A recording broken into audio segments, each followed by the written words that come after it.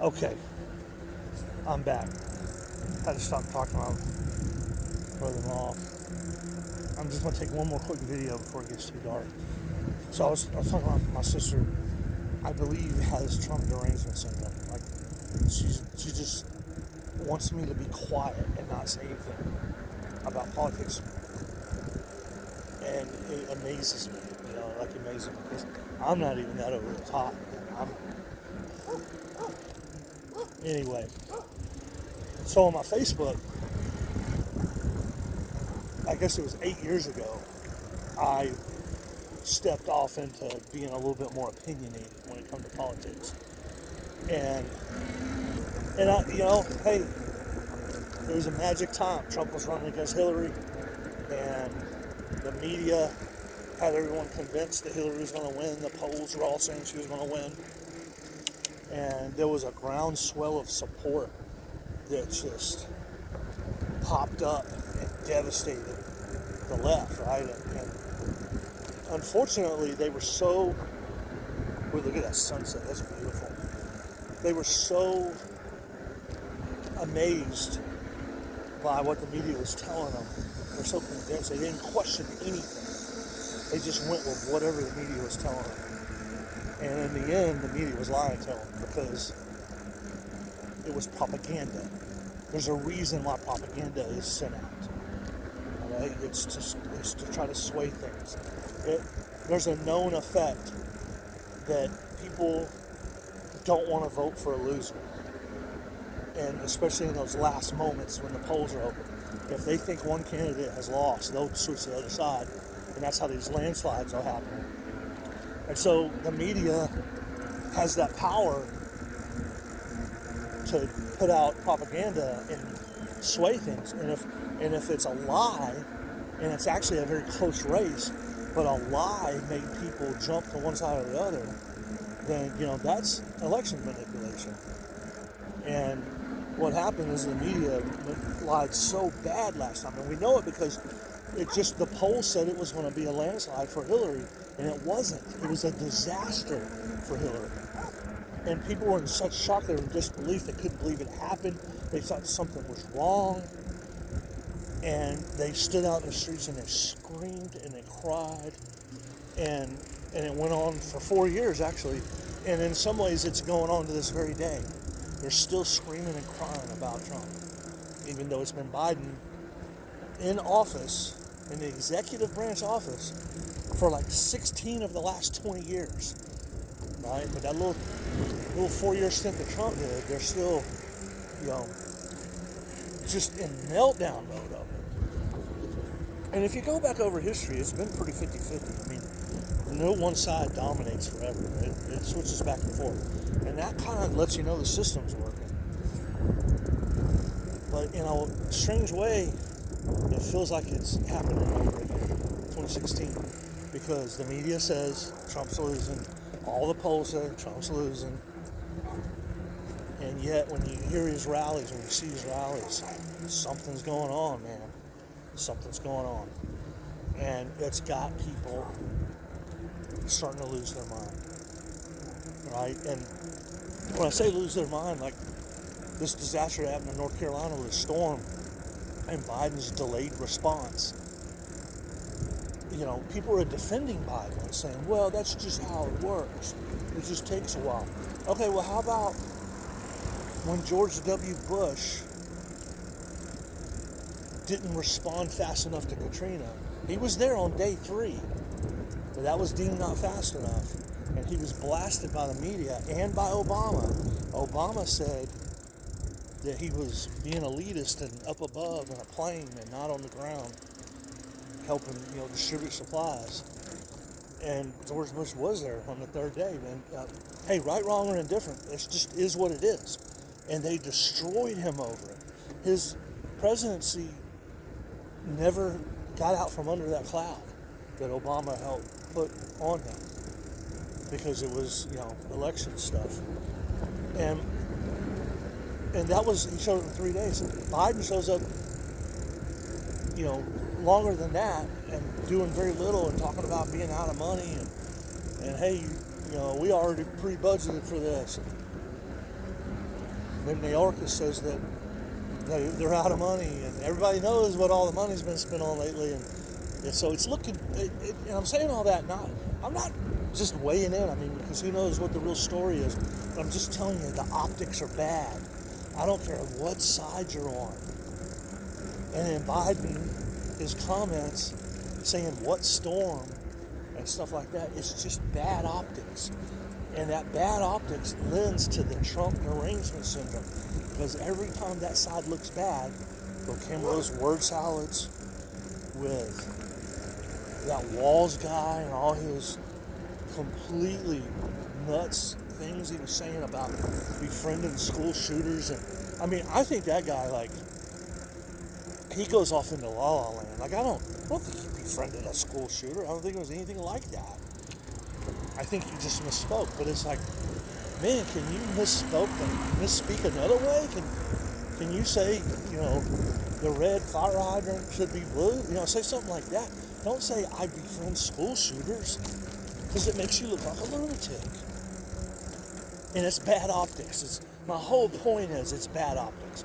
And every time Kamala or Tim provides bad optics, the Trump derangement syndrome goes through the roof. And so what did the system do to try to counter all this bad activity going on? They released some more information on January 6th. And I'm not going to get into all the politics of January 6th, right? But it just is what it is. There's the media hype, there's the leftist side of it, there's the right side of it, and then there's what really happened, right? And I think it was a seized opportunity for people to be very dramatic and to wail on. Like when I heard that it was worse than 9/11, when I heard people say that, that's when they lost me. I knew something was critically wrong. But I believe that information got released to try to counter some of these bad optics and to, try to turn things around. And in the midst of that, I had a really good friend of mine. It goes back several decades. Who, here's what's really sad about it. I know that he's a liberal. I know he's very leftist and very, Democrat leaning, because he's a union retired, but he's a union, leader. And I'm sorry, you just don't get into the union ranks and you're conservative. You have to be a flaming Democrat to get anything done in the union. You're not going to come in there and be conservative. I guess there's probably going to be an exception to the rule. But for the most part, union leadership is ate up with Democrats to the detriment of their own people.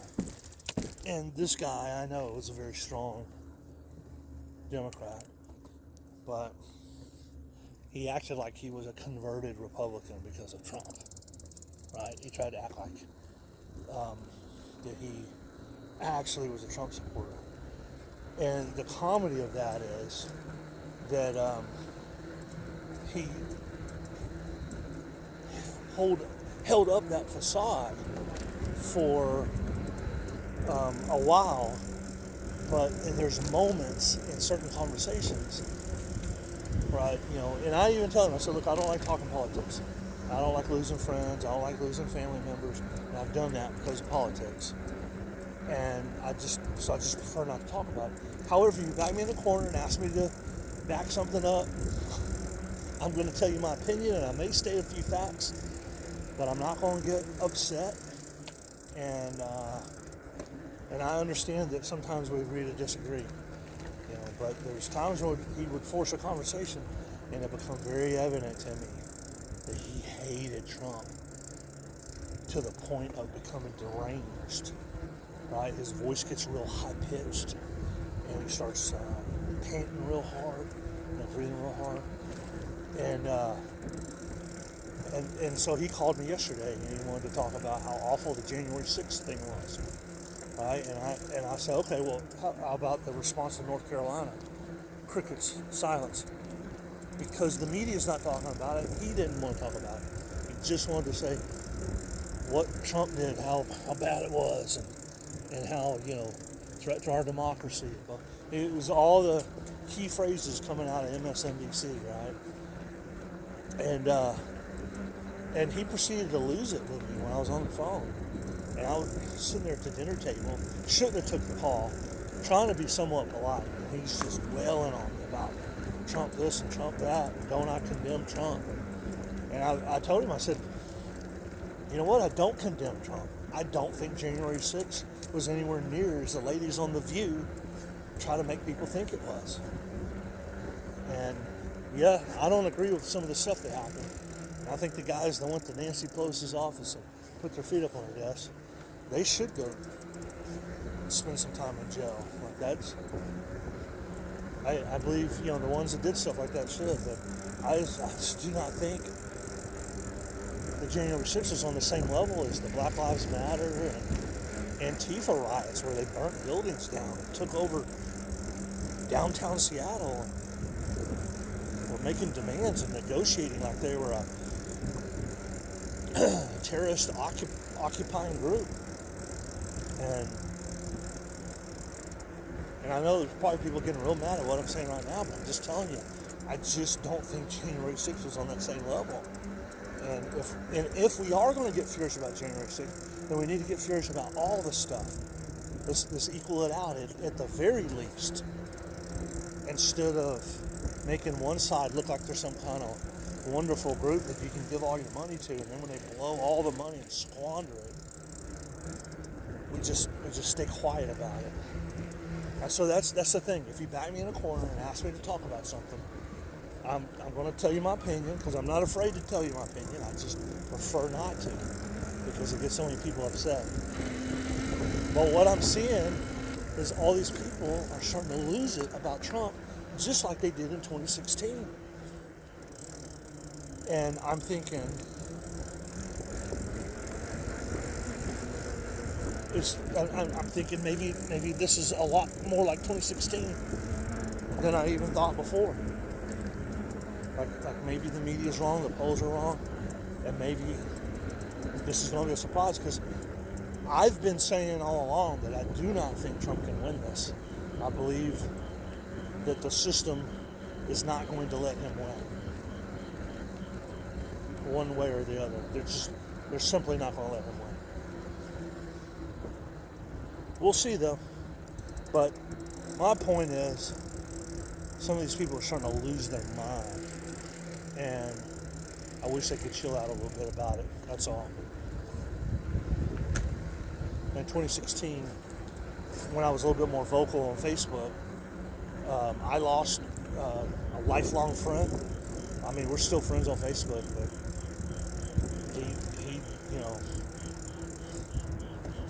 he took some actions that made it where we really can't be friends anymore. Like I can't be there for him anymore.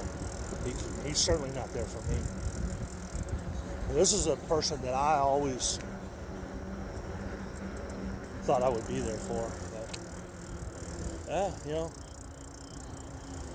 that's why I don't like talking politics. I probably shouldn't post this video. Probably won't post this video. I'm just experimenting with it anyway. Just do a record, what have you. So, we're a month away from the election. I think this is going to be a rough 4 weeks. I'm not looking forward to it. I wish I could just tune out and not even have to be aware of what's about to happen. Because it's hard not to get, upset when political maneuverings are happening. But honestly, the best approach is to keep your opinions to yourself. Don't make videos and put them out on the internet. You're just going to upset people. Alright, well, I've rode until it's dark. I'm not going to do it tonight, but one of these nights I'm going to show you Robinson Road, which they really go over the top with Halloween decorations, like really over the top.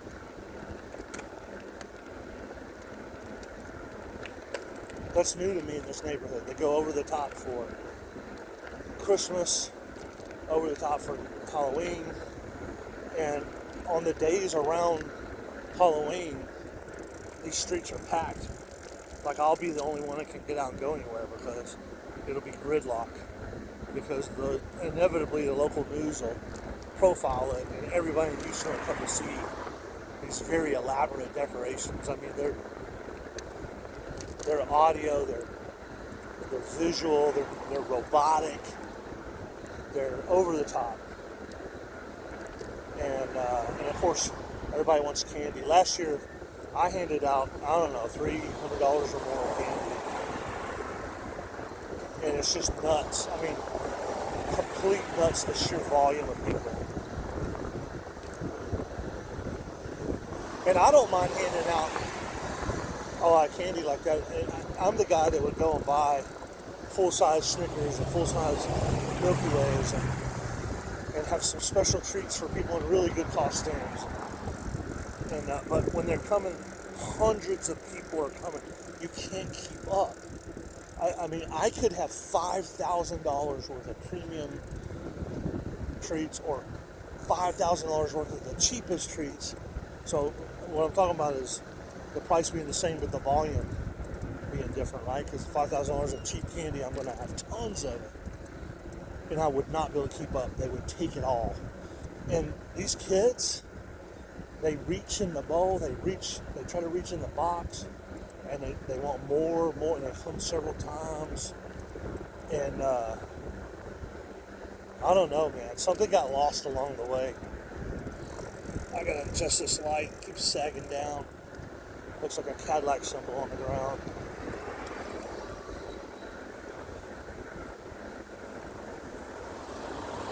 Really glad to have my bike back. I'm gonna do my best to keep from wrecking it. I'm just gonna stay on good ground.